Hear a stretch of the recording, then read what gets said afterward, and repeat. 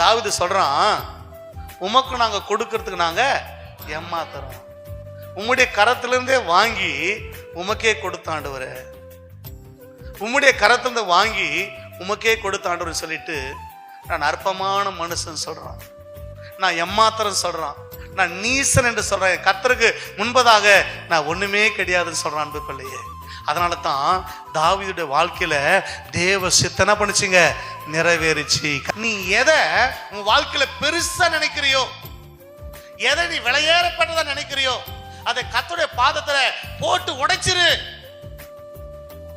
அவருடைய சமூகத்துல அது ஒண்ணுமே இல்லை.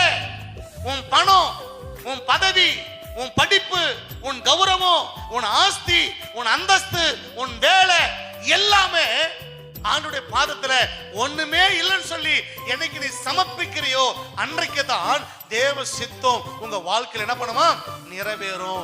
எதற்காக தேவனை தேடி வந்தாரோ, எதற்காக தேவனை ரட்சித்தாரோ, எதற்காக தேவன் உன்னை அழைத்தாரோ, எதற்காக தேவன் உன்னை அபிஷேகித்தாரோ, அவருடைய நோக்கமோ, அவருடைய திட்டமோ, அவருடைய நாமமோ உன் மூலமா மகிமைப்படும்.